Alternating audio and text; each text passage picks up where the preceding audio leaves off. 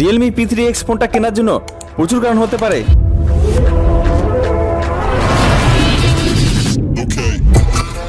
তবে এই ফোনটাকে না কেনার জন্য 5টি কারণ আছে। অর্থাৎ রিয়েলমির এই বাজেট 5G ফোনটা আমার মতে পারফেক্ট হতে পারলো না। আজকে এই ভিডিওতে রিয়েলমি P3X ফোনটা কেনার জন্য বিশেষ কি কারণ আছে এবং এই ফোনটাকে না কেনার জন্য যে 5টি কারণ আছে সেটা এই ভিডিওতে আপনাদের সামনে তুলে ধরার চেষ্টা করব এবং তারপরে আপনারা সিদ্ধান্ত নেবেন যে রিয়েলমি P3X ফোনটা আপনারা কিনবেন কি কিনবেন না। তবে অবশ্যই এই ভিডিও শেষে আমি আপনাদেরকে এই ফোনটার পরিবর্তে বেশ কয়েকটি ফোনের অপশন জানিয়ে দিব। শুধু আপনাদের কাছে একটি সাপোর্ট চাই, ভিডিওটি শেষ পর্যন্ত দেখবেন এবং লাইক কমেন্ট শেয়ার করে আমাকে সহযোগিতা করবেন যাতে চ্যানেলটি গ্রো করে। তো ওয়েলকাম বন্ধুরা, আশা করছি আপনারা সবাই ভালো আছেন। আপনারা দেখছেন টেকটি চ্যানেল, আমি দীপঙ্কর আর সমস্ত কাজ ভিডিও শুরু করছি। তো প্রথমে জেনে নিচ্ছি এই ফোনটার প্রাইস কি আছে। এই ফোনটা ভারতের ই-কমার্স ওয়েবসাইট ফ্লিপকার্টে লঞ্চ হয়েছে এবং এই ফোনটা একটিমাত্র বেস ভ্যারিয়েন্টে লঞ্চ হয়েছে। 6GB 128GBর দাম রাখা হয়েছে ভারতীয় টাকায় 13,999 রুপি এবং এটিকে যে কোনো ব্যাংকের ক্রেডিট কার্ড বা ডেবিট কার্ডের মাধ্যমে 1000 টাকার ডিসকাউন্টে পেয়ে যাবেন। অর্থাৎ এই ফোনটা 13,000 ভারতীয় রুপিতে আপনারা কিনতে পারবেন। এবং এই দামের মধ্যে যদি এই ফোনটাকে আপনারা কিনতে চান তবে বেশ কয়েকটি কারণ আছে। প্রথম কারণ হচ্ছে এই ফোনটাতে আপনারা 6000 mAh এর মতন একটি বড়সড় ব্যাটারি পাচ্ছেন, যেটিকে চার্জ করার জন্য 45 ওয়াটের চার্জারটিও দেওয়া হয়েছে।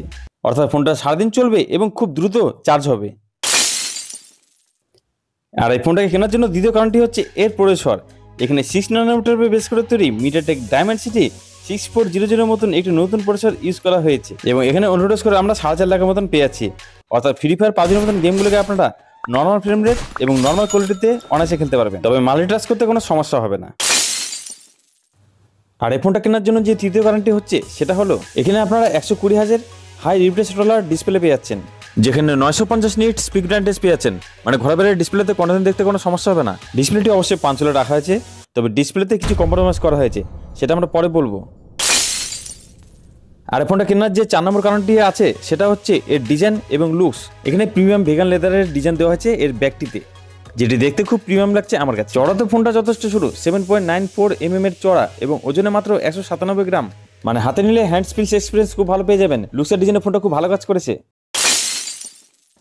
আর এই ফোনটা কেনার জন্য যে 5 নম্বর কারণটি আছে সেটা হচ্ছে এখানে আপনারা মিলিটারি গ্রেডের শক রেজিস্ট্যান্স প্রুফ পেয়েছেন। অর্থাৎ 1.5 ফিট উপর থেকে পড়লেও ফোনটা সহজে ভাঙবে না।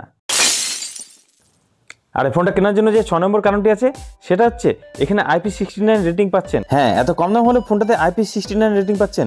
অর্থাৎ ফোনটা পুরোপুরি ওয়াটার রেজিস্ট্যান্স এবং ডাস্ট রেজিস্ট্যান্স। তবে একটাই সতর্ক করছি আমি আপনাদের বরাবর, সেটা হচ্ছে এই ধরনের শক প্রুফ বা ওয়াটার প্রুফ কোম্পানিটা দিয়ে থাকলেও কোনো মতে যদি এখানে লিকুইড ড্যামেজ হয় তাহলে কোম্পানি সেটা গ্যারান্টি দিবে না। আর এই বিষয়টি ফোনটা কেনার সময় আপনাদেরকে একটু মাথায় রাখতে হবে। তো এই ফোনটাকে আপনারা 3টি দুর্দান্ত কালারে কিনতে পারবেন। সিলভার, ব্লু, পিঙ্ক 3টি কালারই আমার কাছে খুব ভালো লেগেছে। তো রিয়েলমি P3X ফোনটা কেনার জন্য যে 6টি ভালো কারণ ছিল সেগুলো আমি আপনাদেরকে জানিয়ে দিয়েছি। এখন দেখে নিচ্ছি এই ফোনটা কিনলে ঠিক কোন কোন ক্ষেত্রে আপনাদের কম্প্রোমাইজ করতে হবে। অর্থাৎ এই ফোনটা না কেনার জন্য যে 5টি কারণ আছে সেগুলো এখন জেনে নিচ্ছি। প্রথম কম্প্রোমাইজ করা হয়েছে এর ক্যামেরাতে। মেন ক্যামেরাটি খুব ভালো রাখা হয়েছে, যেখানে 50 মেগাপিক্সেলের মেন সেন্সর যুক্ত ক্যামেরা পাচ্ছি। তবে এখানে 4K রেজুলেশনে ভিডিও শ্যুট করতে পারবেন না, অনলি ফুল এইচডি রেজুলেশনে ভিডিও শ্যুট করা যাবে। তার পাশাপাশি 2 মেগাপিক্সেলের একটি পোর্ট্রেট সেন্সর ক্যামেরা রাখা আছে, যেটিকে আমরা নামাত্র বলতে পারি, এবং সামনে 8 মেগাপিক্সেলের একটি সেলফি ক্যামেরা রাখা হয়েছে, যেখানে আমরা কম্প্রোমাইজ দেখতে পাচ্ছি। এবং ফ্রন্টের ক্যামেরার মাধ্যমে আপনারা এখানে ফুল এইচডিতে ভিডিও রেকর্ডিং করতে পারবেন। অর্থাৎ এই ক্যামেরার মাধ্যমে আপনারা 4K রেজুলেশনে ভিডিও শ্যুট করতে পারছেন। আরও ভালো কোয়ালিটির ফ্রন্ট ক্যামেরা দেওয়া এখানে উচিত ছিল। আর এই ফোনটাতে দ্বিতীয় কম্প্রোমাইজ করা হয়েছে এর ডিসপ্লেতে। 120Hz রিফ্রেশ রেটের এখানে ভালো কোয়ালিটির ডিসপ্লে দেওয়া হয়েছে, কিন্তু এখানে অনলি IPS প্যানেল ইউজ করা হয়েছে। এখানে অ্যামোলেড ডিসপ্লে ইউজ করা হয়নি। এই দামে আমরা অন্য কোম্পানিতে অনায়াসে অ্যামোলেড ডিসপ্লে পাই। আর আপনারা ভালো জানেন, যারা এন্টারটেনমেন্টের জন্য একটি ফোন কিনতে চাচ্ছেন তাদের জন্য ডিসপ্লেটি অনেক গুরুত্বপূর্ণ। ঠিক তেমনই গুরুত্বপূর্ণ কিন্তু এর সাউন্ডে। 3 নম্বরে কম্প্রোমাইজটা করতে হচ্ছে আপনার সাউন্ডে। এখানে একটি মাত্র সিঙ্গেল স্পিকার ইউজ করা হয়েছে, তবে সিঙ্গেল স্পিকার থাকলেও স্পিকারটি যথেষ্ট লাউড। তবে ডুয়াল স্পিকারের এক্সপিরিয়েন্স একটু আলাদা ধরনের হয়, যেটা এখানে দেওয়া হয়নি। অর্থাৎ ডিসপ্লে এবং মিউজিকে আপনাদের কম্প্রোমাইজ করতে হচ্ছে, যেটি একটি বড় কম্প্রোমাইজ আমার মতে। এরপরে 4 নম্বর কম্প্রোমাইজটি করতে হচ্ছে এর অডিও জ্যাকে। এখানে 3.5 mm এর অডিও জ্যাকটি রাখা হয়নি। একটি বাজেট ফোনের 3.5 mm এর অডিও জ্যাকটি অবশ্যই রাখা উচিত। বিশেষ করে যারা ভিডিও এডিট করতে পছন্দ করেন তাদের জন্য এই জ্যাকটি অত্যন্ত ইম্পর্টেন্ট। আর এই ফোনটার 5 নম্বরের কম্প্রোমাইজটি জানার আগে এর আরেকটি ছোট কম্প্রোমাইজ জেনে নিচ্ছি, সেটি হচ্ছে এর সফটওয়্যার। এখানে Realme UI 6.0 রাখা হয়েছে, যেটি Android 15 এর উপরে বেস করে তৈরি করা হয়েছে, কিন্তু এতক্ষণ পর্যন্ত ঠিকঠাক ছিল। Realme এখানে নতুন ধরনের আইকন দিয়েছে, যেটি খুব ভালো, তবে গত বছরের OS আপডেট প্রোভাইড করবে Realme সেটা ক্লিয়ার করে বলেনি। অর্থাৎ এখানে আগামী দিনের সফটওয়্যার আপডেটের ক্ষেত্রে আমার সন্দেহ হচ্ছে যে এখানে আপনাদের কম্প্রোমাইজ করতে হবে। আর এই ফোনটার 5 নম্বর অর্থাৎ শেষ কম্প্রোমাইজটি করা হয়েছে আমার মতে এর প্রাইসে। 13,000 ভারতীয় রুপির মধ্যে এখানে আমরা আরো বেটার স্পেসিফিকেশন দেখতে পারি আমরা অনেক কোম্পানির ফোনগুলো। কমপক্ষে এখানে 8GB RAM দিতে হতো তাদেরকে, বেশ কিছু কোম্পানির ফোন করতে তো এ দামে আমরা 256GB স্টোরেজে পেয়ে যাচ্ছি। মানে এখানেও একটি ছোট মোটো কম্প্রোমাইজ করা হয়েছে। এই ফোনটার দাম আরো 1 থেকে 2,000 টাকা কম হতে পারত, তাহলে তখন আমি এই ফোনটাকে একমাত্র ভ্যালু ফর মানি ফোন বলতে পারতাম।